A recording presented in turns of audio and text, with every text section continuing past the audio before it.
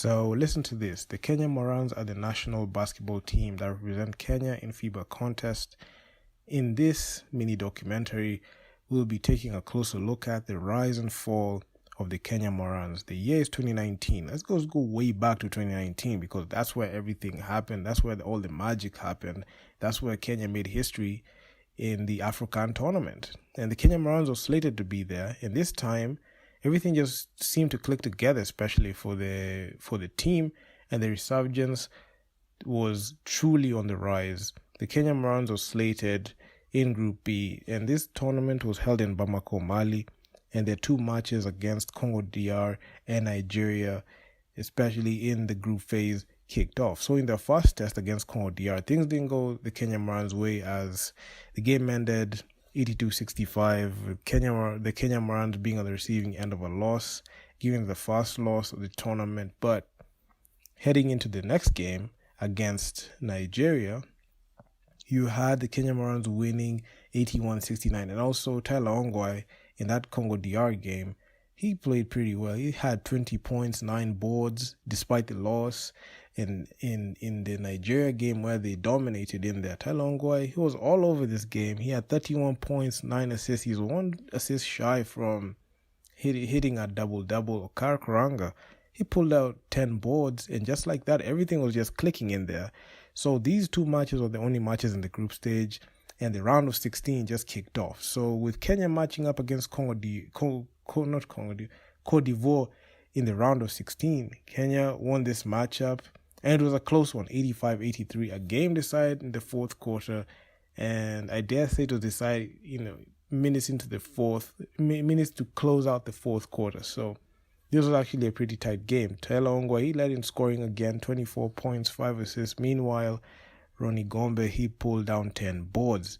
In this game, this is the game that brought the confidence to the Kenyan Morans, and the next stop was Tunisia. And Kenya just continued their stomping ways, and they stomped on Tunisia 82-76 and just added on to their winning streak. So you could see the Kenyan Morans at this point just won an all-time high. They were just doing everything they needed to do in there. Bushra Mokota, 14 boards. G.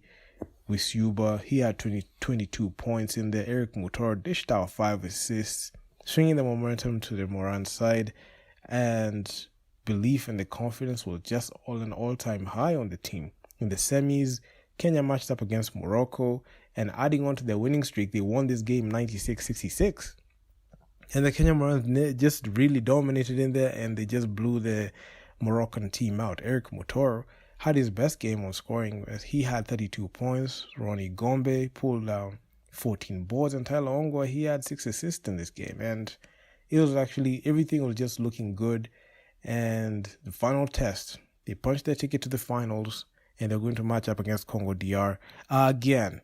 Well, Congo DR dominated the game in the third quarter, scoring 29 points and held the Morans to 10 points. This is the third quarter, and they won this game. They blew out the Kenyan Morans 82-61, and they grabbed the gold from the Kenyan Morans. But it was the tournament ended in an all-time high as the Kenyan Morans settled for the silver medal. I mean, this was the highest. I dare say, was the peak that the Kenyan Morans had. Despite the loss, Tyler Ongwae, he scored 21 points, and he had, pulled down 9 boards, and everything was just looking up in there. And despite the loss, I mean, this is actually a very good win, especially, and it added on to the optimism as the Kenyan Morans finished number 2 in the contest. So with this newfound success, the Kenyan Morans looked to be locked into major FIBA tournaments, major basketball tournaments all around the continent. But fast forward to 2020, in the AfroBasket pre-qualifiers, they got a win over South Sudan, which was actually pretty needed so that the Kenyan Morans can add on to their confidence in there. And they won against South Sudan in the pre-qualifiers, which were held in January of 2020. Keep that in mind, Kenya versus South Sudan, because actually it's going to be pretty important, especially moving forward when you're talking about the AfroBasket. So the pre-qualifiers were held in Nyayo Stadium. It was the year of the pandemic, and the first window for the AfroBasket was going to be held in Kigali, but later on in 2020, which dragged on to November. So fast forward to November, the Kenyan Morans were headed to Kigali and matched up against Senegal, Angola, Mozambique in Group B. So the Kenyan Morans on the onset didn't look that serious, and the truth revealed itself on the court. I mean, there was, a bit of publicity going into their practice, but you could see they were not that serious in there. So the Morans got blown out by Senegal brutally. This game was so one-sided. This was the game that showed us everything that we needed to know about the Morans at the time, the lack of seriousness and preparation to the contest. This is what everything that we needed to know just revealed itself on the court. And this is the game that the Kenyan Morans had that infamous 2 points in the fourth quarter. So this game was brutal. Senegal beat Kenya 92-54 in the worst blowout possible, and Kenya Morans just scoring 2 points a bucket in the fourth quarter. So yeah, that was brutal. All the so-called stars of the team were non-existent and had a piss-poor performance leading into the inevitable loss against Senegal. As Senegal was out to compete, the Kenyan Morans at the time just looked like they just wanted to participate because they're in Kigali. I'm not sure what they were doing in there, but in the next game, the Kenyan Morans matched up against Angola, a team that is a powerhouse in the continent, and match up and are top heavy, and they have the players in there who have made history in the continent. And yet again, the Kenyan Morans lost, and they looked like they didn't want to be there at some time. Angola were lighting up the Kenyan Morans and blew them out in the process. The final score was 83-66. With Kenya on the receiving end of yet another loss. So those are 2 straight losses to start the tournament. In the third game, the Kenyan Morans matched up against Mozambique. This game was a win for the Kenyan Morans as the game ended 79-62 with the Kenyan Morans winning. So in the first window, came to a close, the Kenyan Morans had a losing record of 1-2, which led to the dismissal of Coach Cliff and Coach Liz Mills, got brought in to take control over the Kenyan Morans, which is actually pretty exciting, having an Australian coach take over the national team in the next qualification window. So they got rid of Coach Cliff. Fast forward to February, where Coach Liz Mills had control of the team. The Kenyan Morans matched up against Senegal yet again, and the performance was a bit better despite the loss. Under Coach Liz Mills, the Kenyan Morans played well in the first half of the game, but in the second half, they reverted back to their usual ways, which led to the loss as the Morans lost the game in the second half. Some players didn't play in the first window, played in the second. A guy like Bushra Mokota wasn't available in the first window. Preston Bunge wasn't available in the first window. So they were missing some players in there and really disrupted the team chemistry. So that also added on to how they performed in there.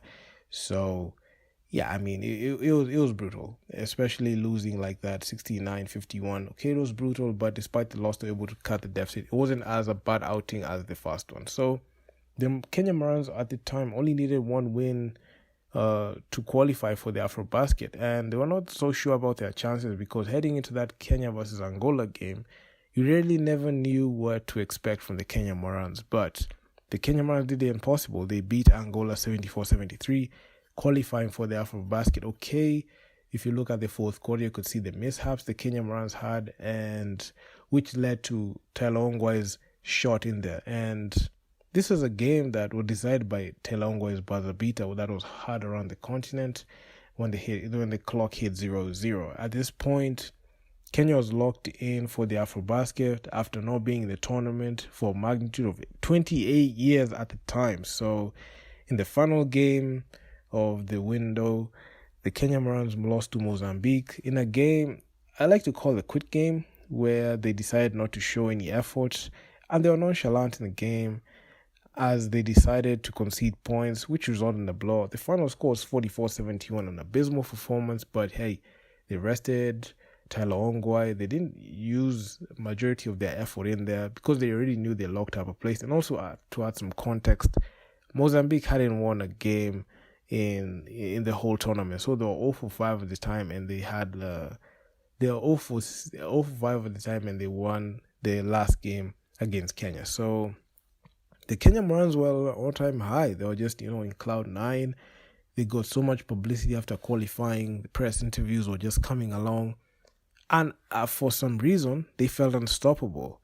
Meanwhile, the teams that qualified started preparations for AfroBasket as Kenya somewhat relaxed. As the AfroBasket date came close, at the time, there was a little bit no media. There's not much media in there, and the Morans preparations weren't that good. As news broke, like, they started training camp 2 weeks before the AfroBasket, as other nations took months to prepare. So, fast forward to August 2021, Kenya was slated to compete against Cote d'Ivoire, Nigeria, and Mali. Cote d'Ivoire and Nigeria, they met these teams. The Kenyan Morans met these teams in the AfroCan 2019. But looking at the AfroBasket, they had revamped rosters in there. So it was just a different style of matchup. It was a different ball game altogether. So, yeah, the first matchup was against Cote d'Ivoire, where they were handed a loss. After starting the game well, the Kenyan Morans capitulated in the second half, blowing the game. Talongwa's 25 points, Bushwa Mokota's 11 boards, and Stu Makemba's 6 assists were not enough to put the Morans over the edge, as the Kenyan Morans lost 88-70, a recurring norm when facing big teams. So the Kenya Morans, they lost their first game, and the next matchup was against Nigeria. So Albert Odero headlined this game. Despite the loss, he had 23 points and pulled down 8 boards. Despite the loss, Albert had a great game. So the final score was 71-55. As the other loss followed, I mean, it was just a revenge tour by Cote d'Ivoire and Nigeria, and I must say these two losses were actually pretty brutal at the time. And the Kenyan Morans had to win a game, and they won a game against Mali. And to add some context, Mali also lost their game against Cote d'Ivoire and Nigeria. So it was just a battle of the losers at this point. So you just have to see who's going to get their first win. And Kenya won, finishing top 3 and knocking off Mali and to move on to the next round. So Kenya won against Mali 72-66 behind Tyler Ongwa's performance. He put up 16 points, 11 boards, and 7 assists. Actually, he was 3 assists shy from getting a triple-double. He had 7 assists in there. He played pretty well. He was everywhere in the stat sheet. So Kenya finished top 3 in the group, and this led to the Morans heading into the knockout stage. So the Morans matched up with South Sudan, a familiar foe, and Kenya beat them and dragged them in the AfroBasket pre-qualifiers. And I remember they talked a lot of smack in there, especially in local media. So South Sudan were out to get their revenge, and South Sudan won this matchup and eliminated Kenya 60-58 to go ahead to match up against Tunisia. And they lost against Tunisia, but we'll get into that. But in this case, you could see South Sudan got their get back and they were able to eliminate Kenya. So the Morans weren't ready for South Sudan, and they were sent home to let the real contenders play basketball. Despite the outcome of the game, Albert Odero looked great and a good player to build around. Albert scored 18 points, 10 rebounds, and Tala Ongwa had 5 assists. So this marked the beginning of the end of the Kenya Morans, especially with that AfroBasket outing. And things took a turn to the worst. As a few months went by, the Kenya Basketball Federation and Coach Liz Mills didn't see eye to eye. She wanted to rebuild the team, while the Federation wanted to retain the players and keep things dysfunctional. So we get into that. So the Kenya Morans players released some damaging info to the press that made things worse. So the players released their side of the story. The Kenyan players and the national team released their side of the story. Coach Liz Mills released her side of the story. And this led to Coach Liz Mills and the Kenya Morans parting ways. So the public and the Kenya basketball fraternity learned that the abrupt and unceremonious exit of Coach Liz Mills, or former Coach Liz Mills, after it emanated from a player's revolt over her management style, conveyed to the KBF executive in a tell-all letter signed by majority of national team players. So the damning letter was making its rounds on social media. So written immediately after the team returned from the AfroBasket Championship in Rwanda, where they managed to win 4 of their matches. The 4-page letter titled Team Morans Vote of No Confidence in Coach Liz Mills enumerated a number of issues that players had against the team's cohesiveness with regards to Coach Liz Mills coaching them. So her culture and style. So the introductory of the letter was actually pretty insane to listen to look at. So we started off. Her culture and style of coaching had a corrosive effect on the team's morale and fostered a climate of disbelief, fear, division, anxiety, and uncertainty of the team. Former Coach Liz Mills dismissed the letter as lies and slander, while KBF Secretary General Ambrose Kisoy maintained that Coach Liz Mills' terms of engagement were until the conclusion of the AfroBasket, and the damning contents of the players in that letter could not be wished away. So the players accused Coach Liz Mills of poor communication and disrespect of the playing unit and Kenyan basketball as a whole. So the whole Korea are saying in that letter, since joining, her demeanor and mannerisms have been that of a savior who is here to save a pathetic basketball system or shitty Kenyan basketball, as she often referred to it. The letter read at the time. So the Kenyan players, the Kenyan national team players, accused Coach Liz Mills of planning to retire players as she rebuilt for the World Cup qualifiers, citing comments she made during a post-match press conference at the AfroBasket moments after the Kenyan Morans fell to Nigeria. So the comments were a response to a question on plans of recuperating younger players like Alberto Dero and Fidel Okoth, who was at the post-match interview with her for their next assignment. So, however, her delivery may not have gone down well with some team members who felt that it was not in her place to say who was set to retire and when. So Coach Liz Mills also added this much at the time. So it was Korea saying that the AfroBasket was pretty much a way to pay homage to the older players like Griffin Ligari, Tom Mukota, Eric Mutoro, Victor Bosire. These guys who have built the Morans. This was very much their tournament, and they were very happy to have them here for that experience. But once World Cup qualifiers kicked in, it's all for the young players. However, in the letter, the playing unit termed her sentiments during the interview a disrespect to the mentioned players, finding out they were being retired without their knowledge at the press conference. Though the letter also read, this statement killed the morale of the team on so many levels. It was unprofessional and uncalled for. Players are working hard to build their brands, to make a living out of this great sport. Calling them old and talking about retirement without the courtesy of letting them know beforehand does not help the situation whatsoever. So that letter has had so many things that the Kenyan Morans had in there. So the squad also accused Coach Liz Mills of disregarding the team's past performance, like AfroCan in 2019, alleged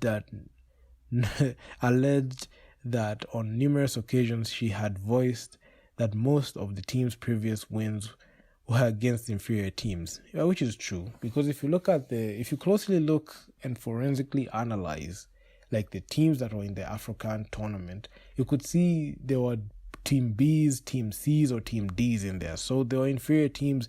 Despite Kenya beating Nigeria and Cote d'Ivoire, they did not feel their first team. They feel their second team, third team there. And if they had stars in there, they didn't have the big names in there. So the letter continued. This was very offensive to us, knowing that some of these moments are the greatest moments of our basketball careers, the letter added. So you could see how shallow some of the players in there were. And I'm not even pulling back, because you could see some players in there, they have such a closed mind. And this was the reason why it led to this. Further, the letter accused Coach Liz Mills for changing a winning system that proved to be successful from pre-qualifiers. So this was actually pretty interesting, because the Kenyan Morans have never looked dominant in any part outside of the AfroCan tournament, where they played against group. They played against bench players. So the Kenyan Morans have never had any success in AfroBasket. They will never have any. They never had any success in the FIBA World Cup, and this damning letter just proved everything that we needed to know.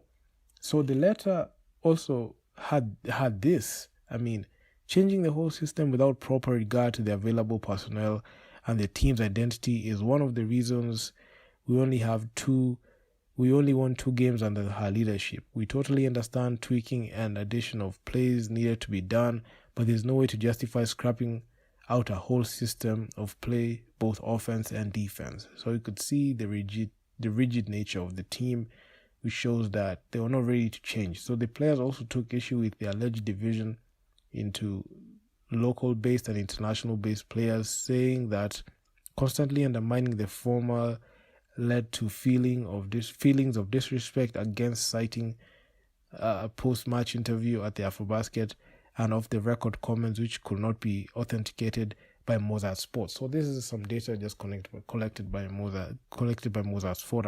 I'm just reporting it. So yeah. Coach Liz Mills also added, I strongly suggest that you speak with those who did not sign the letter regarding their experience at Afrobasket and in Cameroon for the Afrobasket qualifiers last year. These players are not represented by those who claim to be representing them. As a professional, I will not respond to questions regarding lies and slander. So you could see Coach Liz Mills, she was pissed off because she tried her best to get the Kenyan Morans to win, but all she got was just she just got kicked by them. So the Kenyan Morans, the Kenya Basketball Federation, reinstalled Coach Cliff Orr, that had been the Morans coach since 2018, guiding the Morans to silver at the inaugural AfroCan in Bamako, Mali in 2019, and propelling them against South Sudan in Nairobi in the pre-qualifiers. So they brought him back in, and they won. And he on his watch, the Kenya Morans, you might think that they had a lot of success, but I can just say they were just played against bench players in 2019.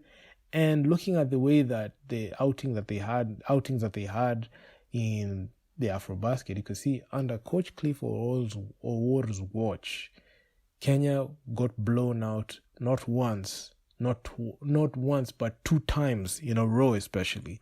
So that led to his dismissal, and having Coach Liz Mills was actually a pretty good get. So Coach Orr exited the team in February 2021 upon the arrival of Coach Liz Mills, whose role at the time was undefined, even as the federation sternly insisted that the former was still at the helm. So you could see there was a bit of a power tussle because they didn't want to release Coach Cliff Orr, but they wanted to bring in Coach Liz Mills. So it wasn't going to happen. One had to go at the time, and Coach Cliff eventually left. So Coach Liz Mills took over the team in February 2021, and at the time, the team needed one way to qualify for the Afrobasket, and which they did because they won that game against Angola, and they're actually pretty good in there.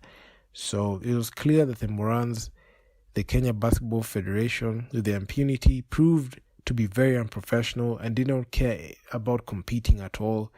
And not too long after Coach Liz Mills left, Telongwa also followed suit. So after that mutinous letter that the national team players wrote, trying to bring down Coach Liz Mills' character, trying to, besmirch her credibility, Tyler Ongwae, the top player, the star player, left the squad. So Tyler Ongwae, his exit came at the time when the Morans are set to hit camp in preparation for the FIBA World Cup qualifiers scheduled for February. So Tyler Ongwae said this much: I am not completely shutting the door on the Morans, but at the moment, I am not part of the team. I informed the team and management back in September that I was stepping down to focus on club and family, leaving room for up-and-coming players who also have a platform to grow. So you could see he was just giving a shot to the other guys in the country to be able to challenge for that spot. These are the sentiments from the Kenya Morans for Tyler Ongwae, who quietly stepped down from the team after his participation in Afrobasket. So his retirement has been made public at the time, with the national team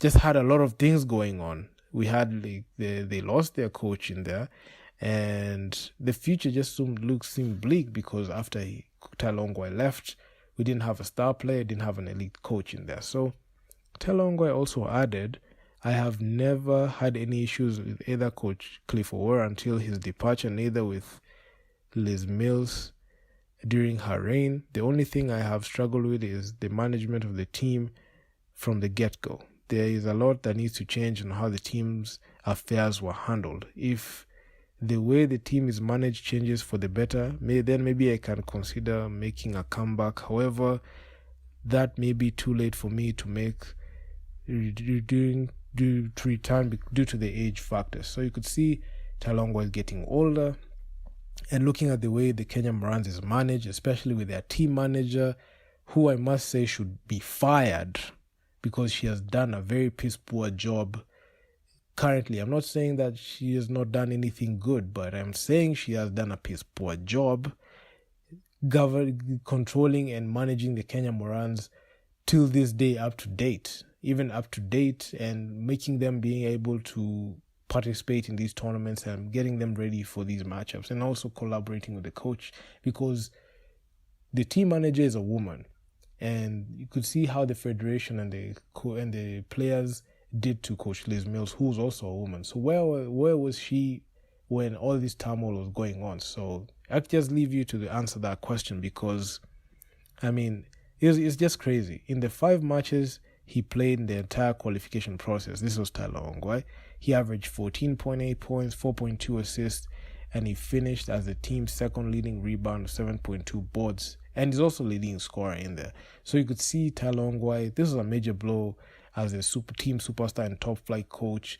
Leaving like that left the team in jeopardy, and not too long, the Morans were set to compete in the FIBA World Cup, considering the fact that they don't have a top flight coach and their top scorer and their franchise player. So there was a lack of preparation for this contest. Everything was disorganized. Coach Cliff was brought back, and I mean, it was since his dismissal in 2021 for this campaign, everything was falling apart, and the FIBA World Cup, as the FIBA World Cup qualifiers drew closer. So Coach Cliff was brought back for the third window of the FIBA World Cup, which Kenya was set to compete, and he came in and coached the game, and we had one of the most horrendous performances as the Kenyan Morans literally lost 3 straight games. So under Coach Cliff Orr's watch, Congo DR continued their domination in Kenya. They picked up where they left off in the African finals. Congo DR beat Kenya 60-56. Kenya looked small in there, out-rebounding us. And the Kenyan Morans played better defense in the second half, restricting Congo DR to 13 points and scoring 11 in the third quarter. But in addition to having a thinner bench in there, in the absence of Fidel Okoth and Ariel Okar, Morans suffered on the rebounds department as the Congo DR team collected 54 rebounds to Kenya's 29 and made Kenya look so small. And this was actually pretty sad because, I mean, looking at on the onset, the way Kenya just got out-rebounded, there was no way Kenya was going to win that ball game if you can't crash the ball. So Griffin Ligari led the scoring at 12 points off 19.24 minutes on the floor. The only Kenyan player to hit double digits on points that game. So yeah, it was actually pretty bad. So Egypt blew out Kenya by 54 points. This game ended 105-51. One of the biggest losses that the Kenyan Morans have had. I mean, there was that infamous 2-point fourth quarter against Senegal, but this one shattered records, shattered even FIBA records, and also got blown out again by 45 points by Senegal. So under Coach Cliff Orr's watch, Kenya has been blown out in embarrassing fashion 5 straight times. I mean, it's actually one of the most egregious things. I don't feel like he should be given a coaching gig at all. In the second window in July, Coach Cliff was no longer available, and Coach Sadat Gaya took over as the head coach. Things got embarrassing as the Ministry of Sports told the federation that they were on their own and didn't facilitate their participation in the tournament. So the Ministry of Sports, Culture and Heritage, through the State of Department of Sports, has announced to sports federation across the country that they are not in a position to facilitate any international events for for the remainder of the 2021-2022 financial year. So this was coming at the time for the election last year, so at the end of the financial year. This is after exhausting the allocation of sports, arts, and social development, as said in the financial year, which ended in June 30th. And 1st to 3rd of July is when the Kenya Morans are supposed to compete. So due to budgetary constraints, the Department of Sports has further requested federations to seek sponsorship from other organizations to facilitate their national events. So this is just basically the Ministry of Sports just telling federations to fend for themselves and you're on your own. So that was just that, and it was actually something that was actually pretty bad to see. The State Department of Sports, which has been facilitating various sports federations through that funding for international events, is not in a position to do so. This is because the sports department has exhausted its funding allocation for that year. So this was actually pretty sad, and it was coming directly from the Ministry of Sports office. So this is therefore to inform all federations expecting funding that they will not possibly get any funding due to budgetary constraints. So this was actually pretty sad, and when this news broke, it just threw a spanner in the works on the Kenya Morans flying out. So sadly, this was a low point for the Kenya Morans. The Kenya Basketball Federation Secretary General Ambrose Kisoyo was quoted as saying, "We have been given the leeway to arrive in Egypt latest 1st July at 9 a.m. local time so that we can undergo the required checks before a match slated for later that day. We should have been in Egypt on 20th June if our previous arrangement has stood. However, the team will be out of the country as soon as possible." So he was just confirming. So he was actually confirming that the Kenya Morans are going to leave and depart, and if they had the funding, they would have been able to move. But that was not the case. Talks with FIBA began when we realized they could not find a way. They had to find a way for the team to play. They have shown willingness to help. They will cater for travel expenses and will pay the debt owned later. So initially, we had requested them to cater for accommodation, but realized they will be of much more help with the latter expense. So you could see the Kenya Morans had no funding. They had to let FIBA step in, which is actually pretty embarrassing, as other nations were able to get there, nations that were serious with the competition, like South Sudanese team. I mean, a team that is just in East Africa just came in and dominated and just made us look bad in there. So yeah, I mean, he was also quoted as saying, so the Secretary General was also quoted as saying, "We did a letter to FIBA expressing our inability to travel despite their help with the expenses, and after extensive consultations following the letter, they took it upon themselves to find us the seat space and now able to travel." So it took FIBA's intervention for the Kenya Morans to travel. So meanwhile, the team had been training at the Nyayo Indoor Arena in preparations for the assignment under Coach Zaragai, which is actually pretty funny, because if you look at the way they had been training, they are not training for a FIBA event. This is not training for a FIBA event. They're actually training for it's like they were training for a normal KBF game. So however, the government's communication on lack of funds and ensuing responses to said information through the non-residential camp in disarray, and this was actually one of the biggest blows in there. So this level of incompetence and irresponsible behavior by KBF, the Kenya Basketball Federation, and in the Team Morans management, led to them missing the Congo DR game. And this was actually a very sad thing, missing that first game and getting blown out again by Egypt. Egypt beat Kenya 72-39. We just didn't look like the Kenya Morans just didn't look like they want to be there. We had 7 players flying out, and the Kenya Morans got blown out again. I mean, Senegal beat Kenya again 86-54. This marked the lowest point in Kenya Morans basketball. The Morans had an 0-6 record in the FIBA World Cup. Remember, we were making videos talking about this.